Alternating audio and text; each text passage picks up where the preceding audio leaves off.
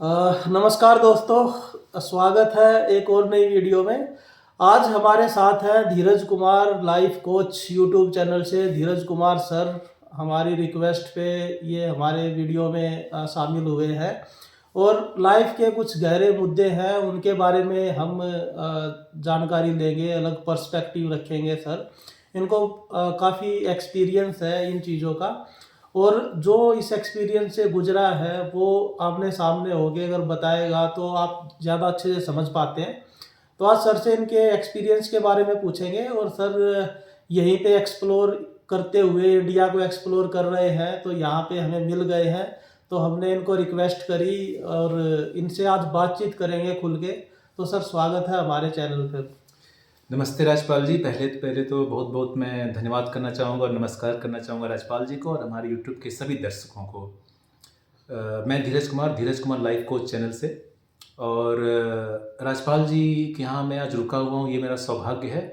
और बस अब इनके ऊपर धीरज कुमार जी, सर बहुत मज़ा आ रहा है आपसे बातचीत करके, और ये मज़ा मैं चाहता हूँ कि दर्शकों को भी देना चाहता हूँ। बिल्कुल। तो उनको भी ये मज़ा आए, मैं शेयर करना चाहता हूँ। इसीलिए हमने सोचा कि जो रैंडम बातचीत हम कर रहे हैं, क्यों ना उसको हम रिकॉर्ड कर लिया जाए और व्यूअर्स का भी फ़ायदा हो जाए।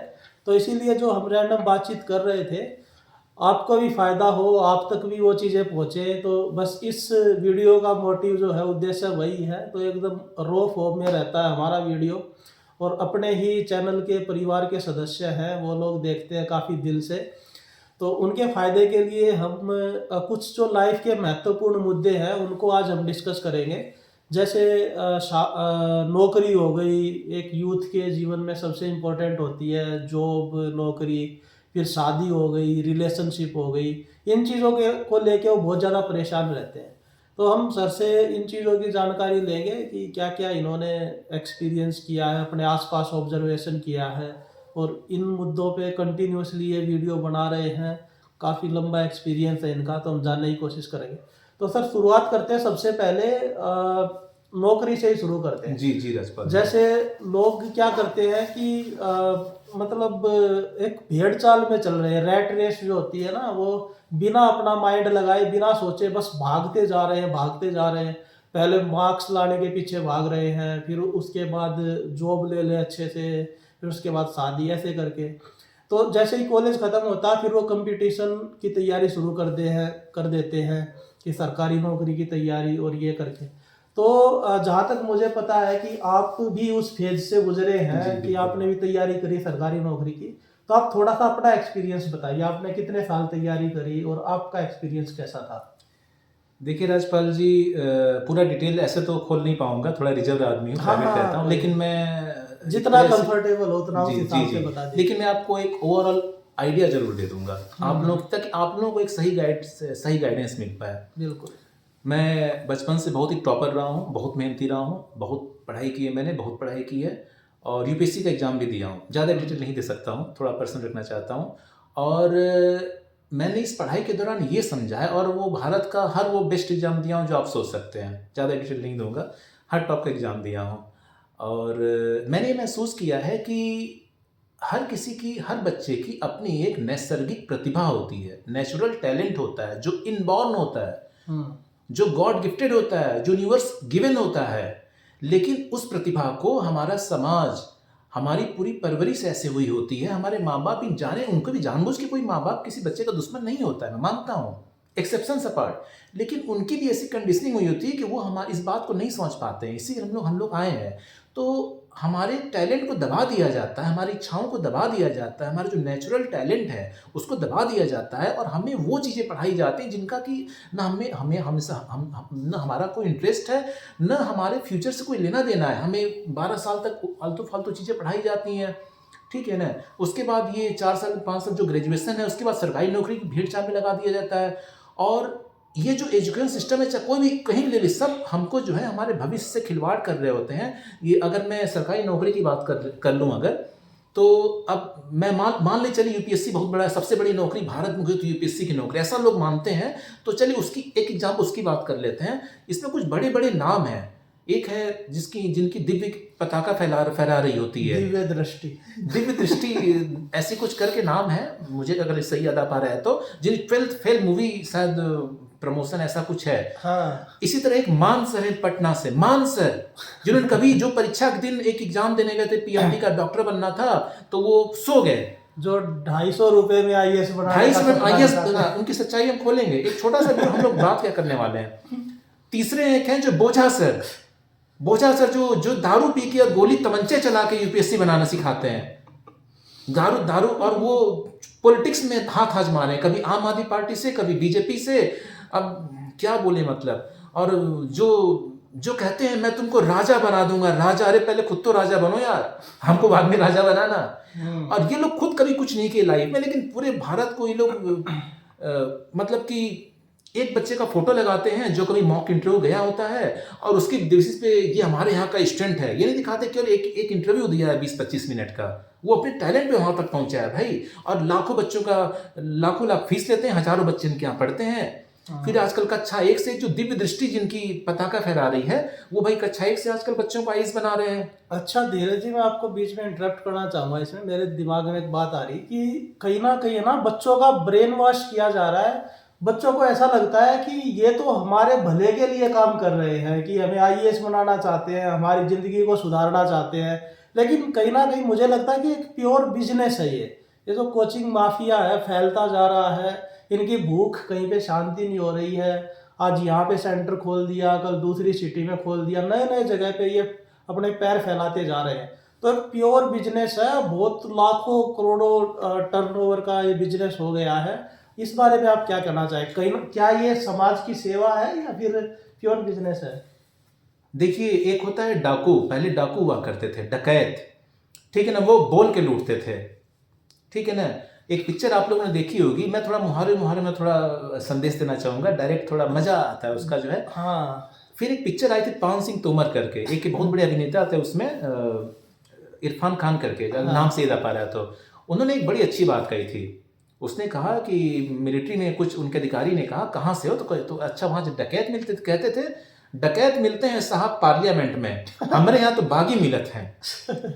तो वो एक डकैत होते हैं जो सफेद कपड़े पहनते हैं, आप समझ जाओ मैं किन की बात कर रहा हूँ। जो विधायिका मिलते हैं, लेजिस्लेटिव मिलते हैं, एग्जीक्यूटिव बॉडी मिलते हैं, यानी कि जो एक डकैत, ठीक है ना, वो आपका वोट लूटते हैं ऐसे सपने दिखा के, हर घर से एक सरकारी नौकरी दूंगा। आजकल बिहार में विकास की राजनीति करते, विकास तो मुझे दिखता नहीं, मैं यात्रा कर रहा हूँ भारत की, भाई विकास के नाम पे मेरे कमर के। चलिए मुद्दे पे आते हैं। और आज जो एजुकेशन है, वो एजुकेशन पूरा आपके सवाल का जवाब है, एजुकेशन जो प्योर बिजनेस है। आज के जमाने में एजुकेशन से बढ़िया बिजनेस कुछ भी नहीं है। मैं ऐसे लोगों को जानता हूँ राजपाल जी, एक जमाने में बहुत बड़े वो किडनैपर हुआ करते थे, गाजियाबाद की बात कर रहा हूँ, किडनैपर हुआ करते थे, दूध का किडनैप किया करते थे भाई साहब। आज बड़ी बड़ी यूनिवर्सिटी कॉलेज के मालिक के नाम नहीं ले रहा हूँ मैं, बिल्कुल, क्योंकि प्योर बिजनेस है। और एजुकेशन में भी ये कोचिंग वाला जो फील्ड है, इसमें सबसे ज़्यादा ही खतरनाक लेवल पे चल रहा है। चाहे वो कोचिंग किसी की भी हो, यूपीएससी की हो या फिर नीट की हो या फिर इंजीनियरिंग की हो। बिल्कुल, देखिए इसमें सबसे बड़ा दोस्त तो है वो भारत के लोगों का है और भारत के नेताओं का है, क्योंकि यही लोग कानून बनाते हैं। इसमें सबसे बड़ा दोस्त आप लोगों का है भाई साहब। हम भारत में, इस दुनिया में, इस धरती पे मेन रीजन पे मैं आना चाहता हूँ राजपाल जी, मेन रीजन जो हर चीज का, वो जनसंख्या है। वो कोई नेता बात नहीं करता, कोई करना भी नहीं चाहता है, क्योंकि कोई अगर इसे बात करे तो सरकार गिर जाएगी। बिल्कुल, इंदिरा गांधी जी ने फोर्सफुली किया था, मैं फोर्सफुली करने को नहीं कह रहा हूँ, एक बात तो करो कम से कम, विचार तो उठाओ। जब जनसंख्या बढ़ेगी, भारत की जमीन सीमित है, और भाई साहब इस दुनिया में 250 के आसपास देश हैं, 200 तो यूएन रजिस्टर्ड है यूनाइटेड नेशंस में, बाकी कई देश रजिस्टर्ड नहीं है, लेकिन वो भी देश हैं। उसमें इंडिया जो है एक टाइम पे दूसरे नंबर पे हुआ करता था, चाइना के पीछे। चाइना अब इंडिया नंबर 1 कंट्री होगा, 160 करोड़ की आबादी है, और 2014 के बाद, 2011 के बाद से जनगणना नहीं हुई है, सेंसस नहीं हुआ है। पढ़ा लिखा आदमी हूँ तो भाई साहब को पूरे डाटा फैक्ट के साथ समझाता हूँ। वो राजा बनाने को नहीं वो कुछ नहीं होगा तो तजुर्बा होगा, तजुर्बे नहीं दे रहा हूं भाई, तजुर्बे का अचार डालोगे भाई साहब। जिंदगी के 2-4 साल लगा रहे हो, 10-12 लाख लगा रहे हो, 2-4 लाख फीस, तो भैया कुछ लेके निकलो। उतना अगर अपना बिजनेस खड़ा कर दोगे, कुछ सेटअप कर दो, कुछ हो जाएगा। 25-30 साल की पढ़ाई करते हो भाई साहब, करोड़ों खर्चे हो जाते हैं, तुम्हारे पता भी नहीं चलता है। अभी झारखंड की राजधानी में है ना, वहाँ पे रांची में, रांची में एक जो हिंदी मीडियम का सबसे बड़ा जो सेंटर है, उन्होंने अपना कोचिंग सेंटर खोला वहाँ पे। वो मतलब ऐसे एक एक करके वो फैलते जा रहे, कब्जा करते जा रहे सारे जो हिंदी भाषी स्टेट है। तो वहाँ पे उन्होंने अपना नया सेंटर शुरू किया। तो उसका वीडियो देख रहा था, वहाँ पे लोग लाइन में लगे हुए हैं, ग्रामीण पृष्ठभूमि के लोग भी हैं। तो उनसे वो पत्रकार सवाल पूछ रहा है कि आप यहाँ पे अपने बच्चे का एडमिशन कराएंगे, तो यहाँ की फीस आपने देखी है? तो वो बोल रहे कि हाँ फीस देखी है हमने, 2.5-3 लाख रुपया लगेगा। तो बोल रहे कि 2.5-3 लाख रुपए आपके पास हैं, दे दोगे क्या, कहाँ से लेके आओगे? तो बोल रहे हैं कि क्या करेंगे, ज़मीन बेच देंगे, लेकिन बच्चा तो कम से कम IAS बन जाएगा, वो इस उम्मीद में आ रहे हैं। तो वो अपनी ज़मीन बेच बेच के और वो पैसा वहाँ पे लगा रहे हैं, इतनी आशा से लगा रहे हैं। अब सोचो, सीट तो सीमित है, मुश्किल से 800-1000 के आसपास सीटें आती हैं, और उसके बाद जो एग्ज़ाम देने वालों की तादाद है वो लगातार हर साल बढ़ती ही जा रही है। तो आपको क्या लगता है कि कहीं ना कहीं बाद में उनको मायूसियत नहीं झेलनी पड़ेगी जब सच्चाई सामने आएगी कि ये तो पास हो ही नहीं पा रहा है बच्चा? चलिए इसका जवाब डेटा से देते हैं। यूपीएससी जो है 1000 से भी कम वैकेंसी निकलती है पिछले कई सालों से, सॉरी माफ़ी चाहूँगा, क्योंकि हमारे जो करंट गवर्नमेंट है वो शुरू से ही जो है वो गवर्नमेंट जॉब्स के फेवर में नहीं रही है। अधिकतर जो है, अगर आप पिछले कुछ 2014 के बाद से कुछ 2-3 साल बाद जो एक पॉलिसी आई है, यानी कि ऊपर के ज्वाइंट सेक्रेटरी लेवल के जो ऊपर से ऊपर की जो पोस्ट हैं वो सारी जो है डायरेक्ट दी जाएंगी। और डायरेक्ट किनको दी जाती है आपको पता है, सब उनके अपने आदमी होते हैं। एक नीरू भाई दम्बानी करके जिनकी कंपनी है, इस तरह के लोगों को, अपने लोगों को दे दी जाते हैं। जो ज्वाइंट सेक्रेटरी पहुंचने के पहले यूपीएससी निकालना पड़ता है, जो कि लाखों में एक आदमी का निकलता है। उसके बाद भी जो है 25 साल नौकरी करनी तब जाके पहुंचता है। Lateral entry. लैटरल एंट्री, जी बिल्कुल सही। तो 12 लाख लोग अभी फॉर्म भर रहे हैं, 1000 से कम वैकेंसी है। उसमें कितना SC ST OBC physical handicap का रिजर्वेशन है। बाकी अभी जो डेली न्यूज आ रहा है, कितने लोग तो फर्जी का बना के सिलेक्ट हो जा रहे हैं। अधिकतर लोगों के बच्चे जो है ऑलरेडी उनके मम्मी पापा SDM है या फिर सर्विस में, या कुछ पॉलिटिशियंस हैं। एक हमारे, अब मेरे ऊपर केस हो जाएगा, हालांकि मैं डरता नहीं हूँ, एक हमारे नेता बहुत बड़े संसद में जो स्पीकर भी बने थे, उनकी बेटी पहली बार में निकाल, उससे बहुत बवाल हुआ था। तो कितनी ईमानदारी से होता है, मैं आप डेटा से अंदाजा लगा लो। तो मतलब एक जो कॉमन इंसान है जो 12th फेल है, कहीं ना कहीं मूवी से इंस्पायर हो के आ गया है, तो उसके चांस जो बिल्कुल नेग्लिजिबल चांस है। 12th फेल जो मूवी है वो एक प्रोपेगेंडा वाली मूवी थी, ऐसा देखने से बिल्कुल प्रतीत होता है।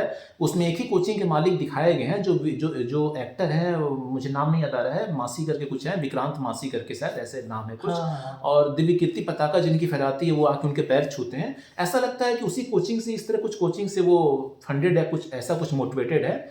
विनोद चोपड़ा शायद हैं उसके डायरेक्टर, तो उनके साथ फोटो आया है। तो देखिए, उन्होंने जो IPS जिनकी कहानी थी, जहां तक मोटा मोटा मुझे आइडिया है, वो 2005 में सिलेक्टेड। उस समय सिलेबस, अभी 2025 चल रहा है, 20 साल हो गए इस बात को। उस जमाने में सिलेबस 2 ऑप्शन में GS एक पेपर हुआ करता था, अभी 4-4 GS है। और वो भी मतलब पूरी गधा मजूरी करके 1000 में कोई एक बच्चा सिलेक्ट हो गया, तो फिर उसी का गुणगान करे जा रहे हैं। लाखों में, हाँ, लाखों में कोई एक बच्चा सिलेक्ट हो गया, फिर उसी का गुणगान किए जा रहे हैं, और उसी को पूरा यूथ आइकन बना के। 12 लाख बच्चे हैं। और भाई साहब, राजेंद्र नगर आप केवल चले जाएंगे दर्शकों जो इनको, तो वहाँ पे 250-300 कोचिंग हैं, सब IAS बना रही हैं। और 12 लाख बच्चे हैं, 1000 वैकेंसी है, ऑलरेडी आधे ऑलरेडी सिलेक्टेड हैं। आप ये सोच लो, 12 लाख में से 1000, चल मान लेते हैं 1000 बन गए, बाकी जो 12 लाख में से 1000 कम कर दो, 11 लाख कितना हो गया, 99,000। अगर मैं सही जोड़ रहा हूँ, आप लोग सही कर देना गलत, 11,99,000 का क्या होगा आप ये बताओ। वो तो फेल हो गए ना, अगले साल फिर आने वाले हैं, अगले साल फिर आने वाले हैं। हर साल भारत में केवल 4 लाख बच्चे बीटेक करते हैं, 4 लाख बच्चे। कितने, उसमें से कितने लोग हर साल न्यूज आती है सुसाइड कर लेते हैं, डिप्रेशन में जा रहे हैं, तनाव में। जो फेल होने वाले बच्चे हैं उनकी बात कोई करता ही नहीं है, कोई करता ही नहीं है। आपने एक सफल आदमी का फोटो दिखा दिया, अब उसके बाद 12 लाख जो बच्चे फेल हो गए, उनका क्या? और एक चीज मैंने और नोटिस करी कि जो बच्चे पास भी होते हैं, उसमें एक ही बच्चे का फोटो 10 कोचिंग सेंटर वो यूज कर ले रहे हैं। तो ये कैसे स्कैम होता है? 10 कैसे? मैं तो ऐसे कई लड़कों को जानता हूँ, फोन से भी कॉल मिला के बात कर सकता हूँ, हम लोग बात करते हैं। तो भाई साहब, एक लड़का था, अब एक लड़का था वो सिलेक्ट हो गया, तो इसने कोचिंग में पढ़ाई की थी, तो भाई साहब हम लोग देख के आ रहे हैं सिलेक्शन के 2-3 दिन बाद क्या उसका हर कोचिंग में वीडियो आ रहा है, नाम आ रहा है। हम लोग सोचे यार ये तो एक ही कोचिंग किया था, इसका हर कोचिंग में कैसे नाम आ रहा है, हर कोचिंग में भी फाउंडेशन कोर्स किया है। बोला मैंने फाउंडेशन कोर्स यहाँ पे 1 साल किया। फिर हम लोग पता चला, हम लोग तो दोस्त थे, तो हम लोग पता चला कि ये भाई साहब हर कोचिंग में घर जाकर उसको कई लाख रुपए पैसा दिए हैं। अभी वो कमी डीएम से भी बड़े पोस्ट पे है। अब सोचो जो बंदा सिलेक्शन के पहले दिन ही बिक गया, वो आगे जाके क्या देश को बेच देगा, क्या आप सोच लो क्या गुल खिलाएगा। और इसमें एक चीज ये भी है कि जहां तक मैं एक बात बहुत जरूरी आप लोगों को क्लैरिटी के लिए कहना चाहूंगा, राजपाल से माफी मांगूंगा इंटरप्ट करने के लिए। इसमें सफलता का चांस जो बच्चा झारखंड में जो कोचिंग खुली है, झारखंड में जहां भी आप बता रहे थे भाई साहब, मैं थोड़ा कड़वा बोलता हूँ, सच बोलता हूँ, सच कड़वा होता है। आपने जमीन बेची लेकिन सफलता का चांस 0.001% है, बस यही। अब आप बोलिए। जो वो बोलते हैं ना कि कुछ नहीं होगा तो तजुर्बा होगा, अचार डालो तो उस तजुर्बे पे का कोई कुछ होता नहीं है, वो खाने को नहीं देता वो तजुर्बा। उसके बाद फिर लोग डिप्रेशन में जाते हैं, उनके पास ना कोई स्किल बचती है। मतलब वो अगर 10-15 हजार रुपए की नौकरी खोजने जाए तो वहां भी उनको रिजेक्ट कर देते हैं, नहीं मिलेगी। मेरे पास इतने लोगों के मैसेज आते हैं टेलीग्राम पे, और वो बोलते हैं कि सर हमारे सारे अटेम्प्ट भी खत्म हो गए हैं, ना हमारे पास कोई स्किल है, ना हमें जो कॉरपोरेट में जो चीज़ें चाहिए, ना एआई आती है, ना कुछ है, तो अब हम किसी लायक नहीं बचे हैं।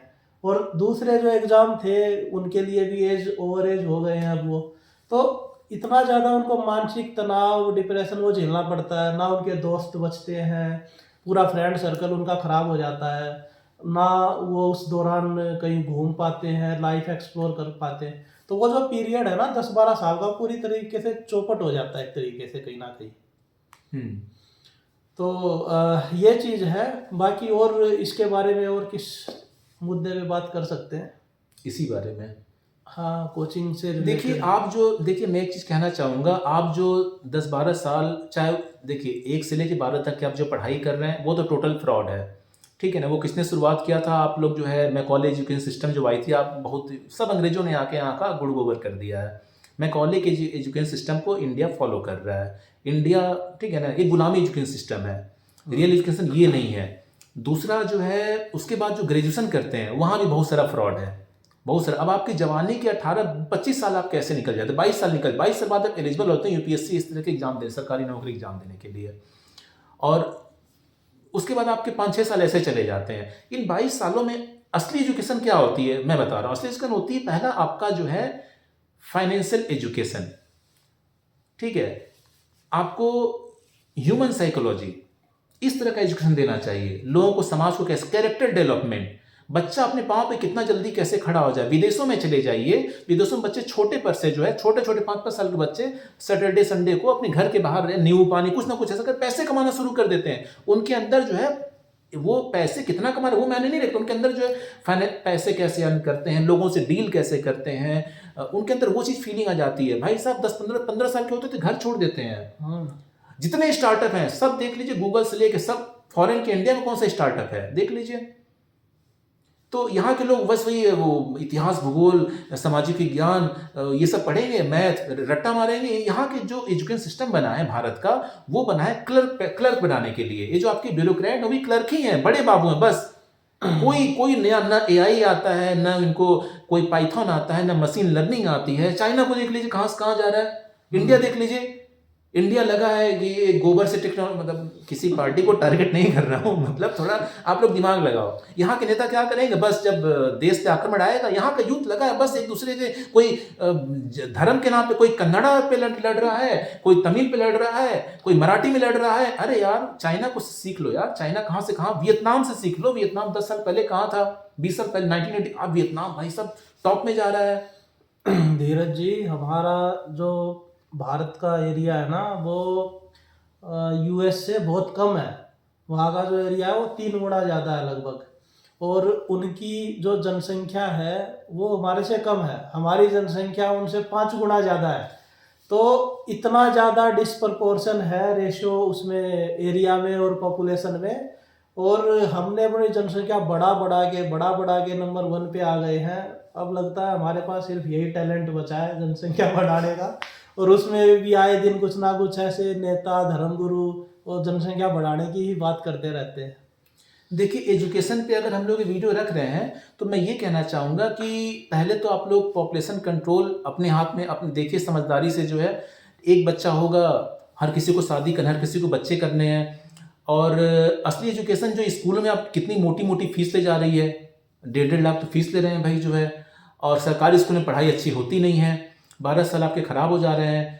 तो उसकी बजाय जो है वो 25-30 साल जो टाइम है वो बचपन से कुछ अच्छा अच्छा बच्चे को सिखाइए, उसकी नेचुरल स्किल देखिए, उसकी हॉबी किस में, उसका पैशन किस में है, उस पर उसके बच्चे को उस पर ध्यान दीजिए। चाइना में क्या होता है, जहाँ तक मेरी जानकारी है, सरकार जो है छोटे से बच्चे का नेचुरल टैलेंट डेवलप में मदद करती है, सरकार खुद फंडिंग करती है बचपन से। मेडल देखिए, सारे ओलंपिक में सारे मेडल, अधिकतर मेडल चाइना को, तो इंडिया का एक आध मेडल आया तो भाई इंडिया से एक मेडल आ गया। ओलंपिक में तो एक मेडल ला नहीं पा रहे हो आप लोग। घंटा एजुकेशन सिस्टम आप लोगों का है, गुलाम बनना सिखाया जा रहा है बस। यहाँ पे तो बचपन से ही उनको कलेक्टर बना रहे हैं। रट्टा मारना यूपीएससी की पढ़ाई में होता है क्या यार? यूपीएससी पढ़ाई में जीएस प्रीली में रट्टा मारना, GS1 GS2 GS3 अच्छा, एक GS4। चीज और भी मैंने नोटिस करी धीरज जी, जैसे मैंने भी यूपीएससी का थोड़ा बहुत पढ़ाई मैंने करी है, तो उसमें मैंने देखा है कि जब हम उस रैट रेस में, उस लूप में फंस जाते हैं ना एग्जाम के लिए, तो वहाँ पे हम चीज़ों को सीखने का एंजॉयमेंट नहीं कर पाते हैं, वो सब चीज़ें हट जाती हैं। जैसे उसमें भी अगर देखा जाए तो उसमें चीज़ें तो बहुत ज़्यादा पढ़नी पड़ती हैं, बहुत डाइवर्स फील्ड है उसमें, करंट अफेयर है, हिस्ट्री है, ज्योग्राफी है, वो सब चीज़ें। तो अगर उसको इंडिपेंडेंट तरीके से पढ़ा जाए, बिना किसी रैट रेस में फंसे हुए, बिना कोई टारगेट फिक्स किए हुए, तो हो सकता है उसको हम इंजॉय करें नॉलेज को गेन करने में। लेकिन क्योंकि हमारे सिर पे, गर्दन पे तलवार लटकती रहती है कि एग्ज़ाम के लिए पढ़ना है, एग्ज़ाम के लिए पढ़ना है, तो उस टेंशन में, उस तनाव में कहीं ना कहीं जो जॉय ऑफ लर्निंग है ना, वो भी हम खो देते हैं। तो इस बारे में आप कुछ कहना चाहेंगे? मेरे व्यक्तिगत अनुभव इस बारे में आपने बिल्कुल सही राग छेड़ा है मेरे दुखती। मैं अपना एक्सपीरियंस थोड़ा सा साथ इसमें रिलेट करूंगा, शेयर करूंगा। मैंने यूपीएससी की पढ़ाई शुरू की तो उसके पहले जो है मेरा जो दायरा था, मतलब जो फिक्स सबकी पढ़ाई होती है 12th और उसके बाद ग्रेजुएशन, एक स्ट्रीम था ग्रेजुएशन। यूपीएससी की पढ़ाई शुरू की तो मैं शुरू में उसका सिलेबस बड़ा अच्छा लगा, अपीलिंग लगा, क्योंकि यार कॉन्स्टिट्यूशन ही पढ़ रहा हूँ, गवर्नेंस भी पढ़ रहा हूँ, GS1 में हिस्ट्री को थोड़ा डीप पढ़ रहा हूँ, मुझे अच्छा लगा। तो मैं क्या था, मैं एक ऐसा बंदा हूँ जब कोई चीज़ करता हूँ पूरा डीप में करता हूँ, मतलब इंटरेस्ट लेके मजे लेके पढ़ता हूँ। तो मैंने शुरू किया, अच्छा लगा। ये जब धीरे धीरे पढ़ता गया, फिर क्या कह रहा हूँ यार, ये तो रट्टा सिस्टम है। अब 4-3 महीने प्रीलिम आ रहा है, फिर मेंस आ रहा है, फिर इंटरव्यू आ रहा है, अब उसमें जो है मुझे निकालना है हर हाल में, अब याद करना है। अब मैं याद क्यों करूँ यार, याद क्यों करूँ? यहीं पे साइकोलॉजी में क्या कहती है, जैसे अब न्यूरॉन्स बनते हैं, जब याद करते हैं ना, आपकी बुद्धि जो जड़ हो जाती है। मैं याद नहीं करता हूँ, इंटरेस्ट खत्म हो जाता है, मेरा इंटरेस्ट खत्म होने लगा। हमने याद क्यों करें यार, पढ़ रहे हैं, अच्छा लग रहा है, जो काम की जो दिमाग में रह जाएगी। अब सुबह से लेकर लाइब्रेरी में, राजेंद्र नगर में लाइब्रेरी लिया था भाई, इतनी 1000 रुपये फीस होती थी, जाके पहले मैं मजे से पढ़ रहा हूँ, अब घर का प्रेशर है, एग्जाम है, सब अब याद करो, करंट अफेयर याद करो, GS1 याद करो, GS2 याद करो, हिस्ट्री। तो फिर वो धीरे धीरे जो है अच्छे जो बढ़िया लोग होते हैं वो छोड़ के चले जाते हैं। वैसे कई लोगों को जानता हूँ, वही मैंने भी नोटिस करी, गधे लोग सिलेक्ट होते हैं यूपीएससी में अधिकतर। एक भी भाई किसी को बुरा नहीं बता रहा हूँ, गधा मजदूरी है, नेताओं को गधे चाहिए। जैसे हाँ, उसमें वही है, आप आंसर में है ना, जो उसका एग्जाम होता है, आपको ट्रेडिशनल चीजें जो बुक्स में दी रहती है ना, किसी भी चीजें वो लिखनी है, अपना कुछ नहीं लिख तब सकते, आपको मार्क्स मिलेंगे। अगर आपने कुछ इनोवेटिव चीज लिख दी, कुछ लीक से हटके लिख दी, या इंटरव्यू में बोल दिया कुछ अलग, तो आपको हटा देंगे। यूपीएससी में किसी भी सरकारी नौकरी में आपको उनको गुलाम चाहिए जो बस हाँ में हाँ मिलाए, अपना ये लगाने वाला, इनोवेशन लगाने वाला, दिमाग लगाने वाला नहीं चाहिए। यूपीएससी में क्या लिखा होता है, ही और सी मस्ट बी सिंपल ग्रेजुएट। ज्यादा इंटेलिजेंट हम जैसे इंटेलिजेंट लोगों के लिए नहीं है सरकारी नौकरी। जो वो सिस्टम चल रहा है ना, उनका जैसा चल रहा है उसमें फिट हो जाए, उनको ऐसा बनना चाहिए। नेताजी बोलते हैं ये करना है तो करना है, अपना दिमाग मत लगाओ ज्यादा, उसमें रुकावट नहीं आनी चाहिए उनको ये। और इसमें एक चीज मैं ये भी देखता हूँ धीरज जी, कि हम इन चीजों से है ना आगे निकल के ज्यादा कुछ सोच नहीं पाते हैं। जैसे अगर यूपीएससी मान लो क्लियर हो भी गया, तो अभी आपको मिलेगी तो एक नौकरी ही, नौकरी तो नौकरी होती है, हो सकता हो थोड़ी सी हाई लेवल की नौकरी है, तो आप नौकरों के सरदार हो गए एक तरीके से, बड़े नौकर हो गए, बड़े बाबू हो गए। तो आपको करनी तो गुलामी ही पड़ेगी हाँ। एक तरीके की। तो जब मैंने इस चीज़ को समझा, जब मेरे माइंड में ये चीज़ बैठी और वो कंडीशनिंग ख़त्म हुई, तब एकदम से मुझे पता चला कि यार ये सब तो बेकार है। आप इतना हार्ड वर्क करके, घिस-पिट के आपने क्लियर भी कर लिया, उसके बाद भी आपको गुलामी ही करनी है। आप का कहीं पे पोस्टिंग हो गई, तो आप बिना अनुमति के आप वो डिस्ट्रिक्ट छोड़ के नहीं जा सकते। आपको छुट्टी नहीं मिलेगी अपनी मनमर्जी से, ट्रांसफ़र लेना है तो ट्रांसफ़र नहीं मिलेगा। बहुत सारे कितने मेरे जान पहचान के लोग हैं जो आईपीएस, आईएएस मिल गया उनको, लेकिन अब कोई साउथ में फँस रखा है, कोई नॉर्थ ईस्ट में फँस गया है, तो वो बेचारे अपने ट्रांसफ़र पोस्टिंग के लिए रोते रहते हैं। तो वो क्लियर करने के बाद भी ऐसा नहीं कि कोई आपकी ज़िंदगी राजा वाली बन जाएगी और आप स्वर्ग में पहुँच गए हैं। हाँ, वैसा मुझे कुछ मुझे बोझा से याद आ रहा है कि राजा बना दूंगा सबको। तो वैसा कुछ होता नहीं है कि रातों रात आप स्वर्ग में पहुंच गए और ये होता है। वो क्लियर करने के बाद भी परेशानी में ही रहते हैं आप। तो इस बारे में आप कुछ ऐड करना बिल्कुल। चाहेंगे? जंगल में मोर नाचा किसने देखा। मैं कुछ रियल लाइफ एग्जांपल देना चाहूँगा, उन लोगों का नाम नहीं लूँगा, मेरी कुछ जान पहचान है। एक बहुत बड़े अधिकारी हैं, नाम नहीं लूँगा उनका, मेरी जान पहचान है उनसे कुछ सालों से। तो बहुत बड़े अधिकारी हैं, बहुत बड़े, मतलब बहुत बड़े अधिकारी हैं। उन्होंने अब मतलब अभी रिटायरमेंट ले चुके हैं वॉलंटरी, बहुत गोल्ड मेडलिस्ट, टॉपर अपने टाइम के, सब कुछ किया, पहली बार में सिलेक्ट भी हो गए, बहुत बड़े अधिकारी हो गए। पहले दिन से बहुत रोने लगे, तो मुझसे जब मिले, मैं उससे क्योंकि यूपीएससी की पढ़ाई कर रहा था तो मुझसे मेरा मिलना जुलना हुआ और मैं उनसे क्लास भी लिया उनके घर जाके, ठीक है। तो भाई साहब मुझसे बोले, धीरज तुम यूपीएससी क्यों दे रहे हो, सरकारी नौकरी क्यों करना चाहते हो? मैंने कहा सर अब मैं प्राइवेट जॉब में कॉर्पोरेट में था 2 साल किया, मुझे लगा जॉब ही कर, क्योंकि मुझे भी कुछ समझ में नहीं आ रहा था, कोई गाइड करने वाला नहीं था मुझे लगा चलो यूपीएससी करते हैं, जब नौकरी करनी तो बड़ी गुलामी करें, ठीक है, क्या करूँ, कुछ गाइड करने वाला था ही नहीं। तो मुझे लगा सर क्या खराबी है, अच्छी नौकरी है अपना ये। तो बोले बेटा देखो मैं नौकरी खुद छोड़ा, अगर इतनी अच्छी तो मैं छोड़ता। बहुत बड़े अधिकारी थे, बहुत बड़े, मतलब पूरे स्टेट के बहुत बड़े अधिकारी थे वो। सोचिए जो आप लोग कर रहे हो ना, पताका सर कभी सिलेक्ट भी नहीं हुए, वो सिलेक्ट होके पहली बार में सिलेक्ट होके और वो छोड़ भी चुके थे परेशान होके सिस्टम से। अभी पिछले महीने एक एग्जाम्पल आया था ना, वो हरियाणा में डीजीपी एडीजीपी थे, सुसाइड किए। हाँ उन्होंने नौकरी से परेशान होके और इतना एक्सट्रीम स्टेप उनको लेना पड़ा था।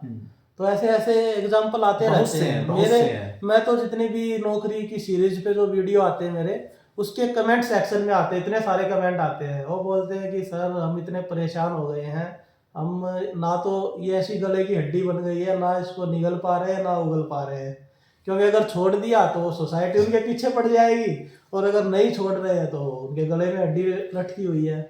तो मतलब कहीं ना कहीं मैं सोचता हूँ कि क्या नौकरी इतनी ज़रूरी चीज़ है कि इंसान को करनी ही चाहिए, या कि ये सोसाइटी की कंडीशनिंग है? पहले तो कभी सोसाइटी से आप वैलिडेशन मत लीजिए, सभी लोग वैलिडेशन केवल खुद से लीजिए, किसी से वैलिडेशन मत लीजिए, ना पेरेंट्स से ना सोसाइटी से, किसी से नहीं, क्योंकि ये लोग आपको अपने हिसाब से नहीं चलने देंगे, जिंदगी आपकी है।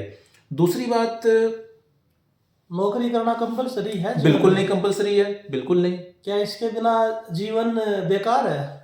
मैं नौकरी नहीं कर रहा हूँ, और भाई साहब मैं बता दे रहा हूँ, मैं बचपन से टॉप किया हूँ, हर बड़ा एग्जाम दिया हूँ, बहुत मेहनती रहा हूँ, ठीक है, लेकिन अभी जो लाइफ मैं जी रहा हूँ ना, सबसे बेस्ट लाइफ एंजॉय कर रहा हूँ।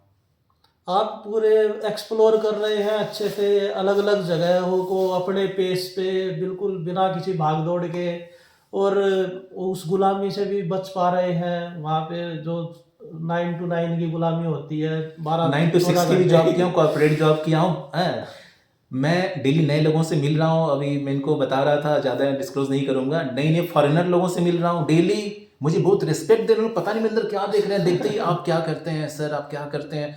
अच्छा, एक नौकरी की बात कर रहा हूँ, पिछले 10 सालों में तकरीबन मेरा डेटा हो सकता है 19-20 हो सकता है, आप चेक कर लीजिएगा, 450 से ज़्यादा IRS ऑफिसर ने डिजाइन मार दिया है। हाँ। 450 कुछ होता है भाई, अगर इतना बढ़िया होता है ना, तो IRS ऑफिसर जो है, एक इंस्पेक्टर जो होता है, एक हमारे दिल्ली के एक CM है, उन्होंने कहा था जब शुरू में जब ये चुनाव लड़ रहे थे कि दिल्ली में जो पुलिस जो इनकम टैक्स वो करोड़ों कमाता है, अब IRS ऑफिसर कितना कमाता हो, इतनी बढ़िया होती है तो क्यों छोड़ते भाई 450 IRS ऑफिसर? नहीं, बिल्कुल बिल्कुल। और ही बहुत सी तो बातें। वो जो व्यूअर्स कहीं ना कहीं जो एक उसमें गम में रहते हैं ना, एक इस चीज़ की इन्फीरियरिटी होती है उनको कि हम सरकारी नौकरी में नहीं जा पाए, हम सरकारी नौकरी नहीं ले पाए, तो उस इन्फीरियोरिटी कॉम्प्लेक्स में रहने की जरूरत नहीं है कहीं, मेरे हिसाब से। देखिए सरकारी नौकरी, देखिए गले की हड्डी बिल्कुल सही बोले हैं। देखिए सरकारी नौकरी जो बिल्कुल किसी काम लायक नहीं होता है ना, आपको बुरा तो मतलब नहीं जो नहीं, वही ये सरकारी सच्चाई नौकरी, है। वही सरकारी नौकरी में जाता मैं है। तो खुद इनकम टैक्स की नौकरी, मैं तो वहां से छोड़ के आया हूँ। इनका सिलेबस आप देख लीजिए ना, क्या होता है। कोई भी सरकारी नौकरी हो, यूपीएससी में अभी थोड़ा सा और 2-4 चीज, अगर और 2-4 साल में वहां पे रहता तो हमारा आईआरएस में प्रमोशन हो जाता है, जो इनकम टैक्स इंस्पेक्टर होते हैं, तो उनका कुछ साल में बाद आईआरएस कैडर मिलता है उनको। तो मेरे को लोग यही बोलते हैं कि यार अगर तुम वहां पे रहते तो अच्छे खासे आईआरएस ऑफिसर बन जाते, क्यों तुमने वहां से छोड़ा। लेकिन क्योंकि मुझे सच्चाई पता चल गई थी ना कि वहां पे रहोगे तो पैसे भले ही आप कमा लोगे, लेकिन जीवन की जो सुख शांति होती है उसकी पूरी वाट लग जाती है कहीं ना कहीं।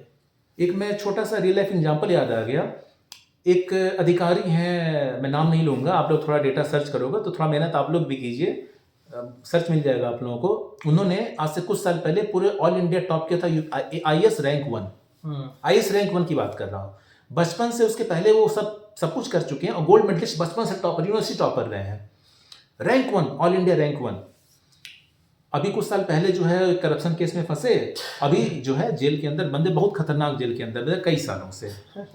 अब मैं सोचता हूँ यार, अब ये उसको सजा मानो या अब आईएएस जब बने होंगे तो बैंड बाजा ढोल नगाड़ा हुआ, अभी वो जेल में काट, कोई इनको नहीं पूछ रहा है। अब बताओ इसको क्या कहें यार, आप लोग खुद सोचो जो है।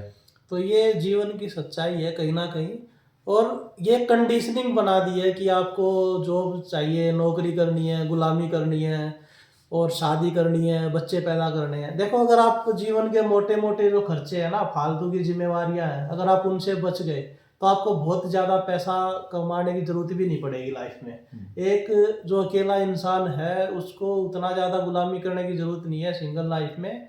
आपको तो खुद आप अपने एक्सपीरियंस से इस चीज़ को महसूस कर रहे हैं। तो इस बारे में क्या कहना चाहेंगे, अगर कोई सिंगल इंसान है तो क्या गुलामी करनी जरूरी है उसको? मेरा अपना एक्सपीरियंस बता रहा हूँ, single life is best life, सबसे बेस्ट लाइफ अभी जी रहा हूँ मैं सिंगल। नई नई जगहें घूम रहा हूँ, पहाड़ों में घूम रहा हूँ, नए नए लोगों से मिल रहा हूँ। हेल्थ मेरा देखो, स्किन देखो, मेरा हेल्थ कितना इंप्रूव हो गया है। सिंपल कपड़े, ठीक है, और नौकरी करने की बिल्कुल जरूरत नहीं है। अपना टाइम की फ्रीडम है, टाइम फ्रीडम है, लोकेशन फ्रीडम है, मनी फ्रीडम है, हेल्थ फ्रीडम है, क्या चाहिए यार। आप सरकारी नौकरी करोगे, मर मर के कर लिए, ठीक है ना। सरकारी नौकरी करती है, आप 50 तरह के नियम शर्तों से बंध जाओगे। मुझे एक अधिकारी मिले थे दिल्ली में, यूट्यूब चलने का बहुत से मुझे फायदे हुए हैं राजपाल जी, भले में व्यूज कम हो, लेकिन मुझे बड़े बड़े बड़े लोग, देख मुझे ब्यूरोक्रेट मिले दिल्ली में रहता हूँ, ब्यूरोक्रेट मिल गए, तो उन्होंने जाना मेरा यूट्यूब चैनल है, तो उन्होंने मुझे बहुत तारीफ, उसमें मेरे 12-13 वीडियो हुए थे, केवल 12-13। तो बोले बेटा देखो, अपनी बातें बता रहे थे अपनी जवानी के, वो बहुत बड़े अधिकारी हैं भारत सरकार में, क्योंकि मेरी क्या थोड़ा जान पहचान नहीं है तो मिलना जुलना होता रहता है। तो उन्होंने कहा बेटा देखो, मैं तो सरकारी नौकरी में आ गया, मेरे भी ऐसे कुछ अरमान थे, कुछ करूंगा, लेकिन अब सरकारी नौकरी में आते हैं नियम कंडीशन से बंध जाते हैं।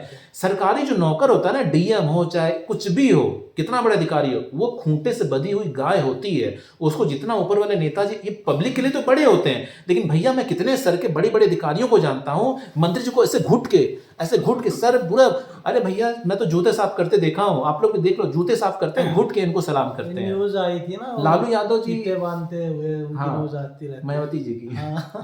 लालू यादव के, मतलब ये पब्लिक के लिए तो वो होते हैं, लेकिन अंदर की दुनिया के इनके ऊपर बहुत बड़े बड़े अधिकारी बैठे, मंत्री जी बैठे होते हैं। राजस्थान में वो फर्स्ट रैंकर लड़की थी, वायरल हुई थी इतनी ज्यादा, जो मीडिया में रहती थी। अभी उनको कितनी फटकार लगाई मीटिंग में, वो नेता थे, लोकल एमएलए थे, इतनी खतरनाक फटकार लगाई है। तो ये लोग कहीं ना कहीं दैनिक जीवन में डिप्रेशन में रहते हैं, लेकिन इनको बस social media star, reels viral कर दी, उस सब से। इसका वजह क्या होता है राजपाल जी, कि इनकी जिंदगी, लोग होते नौकर ही हैं, पब्लिक इनकी एक अलग दुनिया होती है, दीवार के पीछे इधर होते हैं, पब्लिक उधर होती है, इनके इधर के लोग इनकी जो है इनको अच्छे से मतलब परेशान करते हैं, बड़े लोग, मंत्री, बड़े अधिकारी।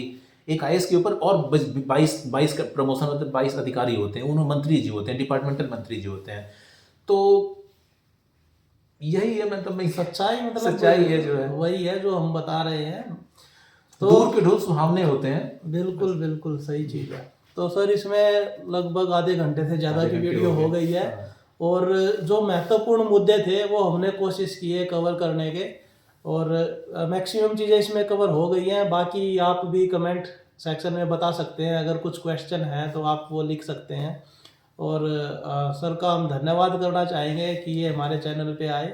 और इनका जो चैनल है धीरज कुमार लाइफ कोच करके, आप उस चैनल पे जाएंगे, वहाँ पे देखेंगे कि आपको बहुत डाइवर्स टॉपिक्स पे एक से एक बेहतरीन वीडियो मिल जाएगी, जो बहुत डीप में ये एनालिसिस करके बनाते हैं।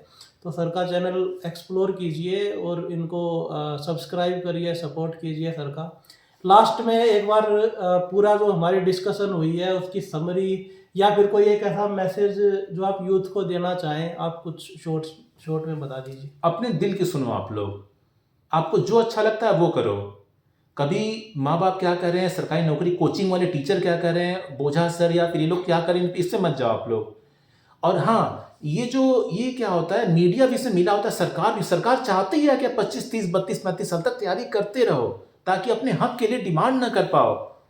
और मीडिया क्या करती है, मीडिया जानबूझ के जब एक लड़का सिलेक्ट होता है IAS में किसी भी तो पूरे मीडिया में उसको, ताकि मतलब लोग कितनी बढ़िया मीडिया भी मिली होती है। मीडिया, सरकार, टीचर, दिव्य कीर्ति पताका जिनकी फरारी है, मान सर पटना से, बोझा सर दिल्ली से, कोई कुछ नहीं निकाला है। ये लोग एग्जाम के दिन सो जाते थे, कोई दारू पी के कट्टा चला के अपना UPSC करा रहा है, कोई डेस्क ऑफिसर बन के कलेक्टर बना रहा है। लेकिन ये सब आपको जो है CS.A बना रहे हैं और आप बन रहे हो। इनको वायरल करना बंद करो और तुम्हारा जो मन है वो करो। कोई काम छोटा बड़ा नहीं होता। 20-25 साल जब तुम इनकी तैयारी करते हो ना, 35 साल तक, उतना अगर अपने कोई काम पे ध्यान दोगे, एक छोटा सा दुकान खोलना, दुकान खोलो, लेकिन अपना काम करो, बिल्कुल सक्सेस हो जाओगे, सफल हो जाओगे। बिल्कुल बेहतरीन मैसेज है, ये क्रक्स है। अगर इस चीज़ को समझ लिया तो लाइफ के बहुत सारे दुखों से बच जाओगे आप लोग। और हम कोशिश करेंगे और भी नए नए टॉपिक्स पे इन सर से बात करते रहे, धीरज जी से इनके विचार जानते रहे। दोबारा से बहुत बहुत धन्यवाद सर आपका चैनल पे आने के लिए। नमस्कार दोस्तों। नमस्ते।